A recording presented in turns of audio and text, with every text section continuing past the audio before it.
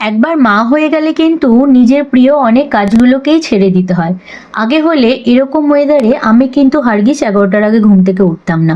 কিন্তু এখন কি করব, মা হয়ে গেছি, অনেকটাই দায়িত্ব। তাই সকালবেলা ঘুম থেকে উঠে আগে কালকের যে বাসনগুলো মাজা ছিল সেগুলোকে গুছিয়ে নিলাম। আর এই যে জলটা, সেটা হচ্ছে জিরে, মেথি, মৌরি আর জোয়ান ভেজানো জল। প্রত্যেকদিন সকালে খালি পেটে আমি এটা খাই।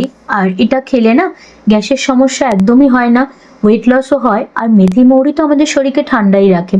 আর সোনু কিন্তু ওরকমভাবে ভিজিয়ে জলটা পছন্দ করে না, তাই ওর জন্য একটু ফুটিয়ে দিই।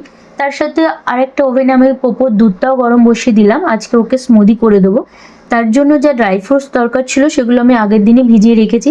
আর বাইরের ওয়েদারটা দেখো, এখনো মনে হচ্ছিল গিয়ে ঘুমিয়ে পড়ি, যাই হোক কি করা যাবে। আর গাছে কিন্তু আজকে প্রচুর ফুল ফুটেছে। সব কাজ সেরে আমি নিজের যে জলটা রয়েছে, ড্রিঙ্কসটা, সেটা নিয়ে একটু জানলার ধারে গিয়ে বসলাম, খেলাম আর নিজের সাথে কিছুক্ষণ সময় কাটালাম। এইটা কিন্তু একান্তই আমার নিজস্ব সময়। আর দেখো আমার এই গাছগুলো কি সুন্দর হয়েছে। এই মানি প্ল্যান্টটা অনেকদিন আগেরই লাগানো, কিন্তু এটা খুব বেশি দিন হয়নি, বাট গ্রো করছে না। বাট চলো, এবার ছেলেকে তুলতে হবে, ওর স্কুল রয়েছে। আবার দেখা হবে নেক্সট ভিডিওতে। আর তোমরা জানিও কিন্তু তোমাদের সকালের রুটিনটা কি।